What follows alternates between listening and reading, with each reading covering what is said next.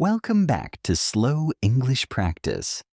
This is the fifth story in our job interview series. Today, Alex is back for the second part of his product manager interview. Sarah is going to ask him 3 practical questions about timelines, technical debt, and past mistakes. Let's listen. Alex, welcome back. Let's dive right in. How do you handle a situation where engineering says a feature takes 3 months, but the business needs it in 2 weeks? That happens all the time. My first step is to break down the feature with the tech lead. We look at what is actually critical for the first release and what we can cut. Instead of building the full scope, we cut down to a simple version that delivers core value fast. We launch that in 2 weeks, gather real user feedback, and then build the rest step by step. It keeps the business happy without overwhelming engineering. That is a practical way to manage expectations. How do you explain those trade-offs to stakeholders? I show them options. Option A takes 2 weeks and solves the main problem.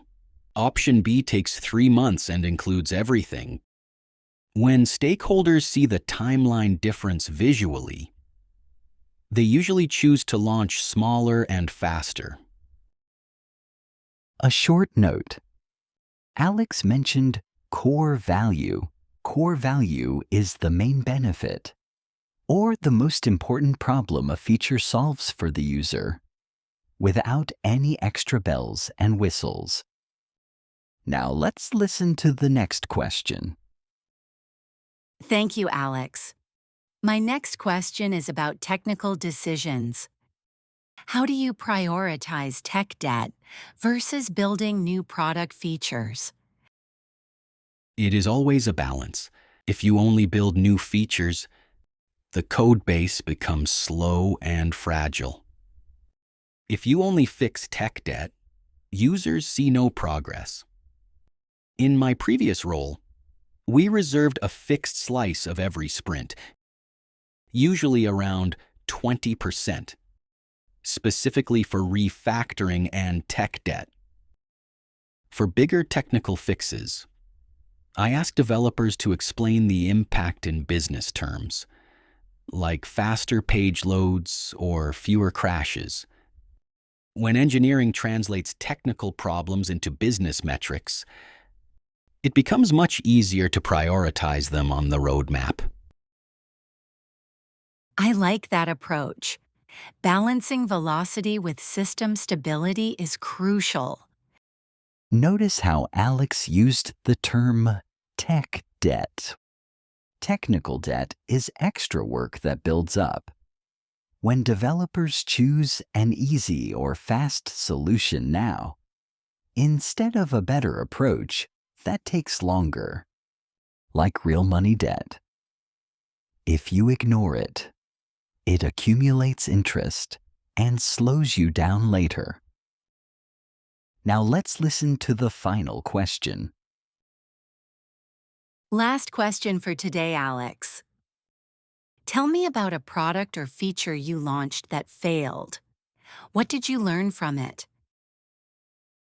In my previous job, we built a complex filter tool for our platform because our power users kept asking for it in feedback forms. We spent 2 months building it. But after launch, only 2% of our total user base actually used it.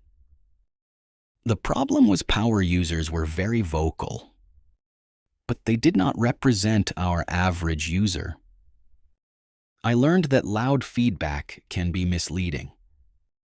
Now, before building big requests, I validate them against broad behavioral data and test simple prototypes with everyday users first. That shows great self-awareness. Thank you, Alex. Those were very clear answers. That was the second part of Alex's product manager interview. He showed how to solve real work conflicts with clear communication and data-driven choices. If you found this conversation helpful, please hit the like button. It helps other learners find this video. And do not forget to subscribe to catch the next interview in our series. Thank you for listening. Until next time.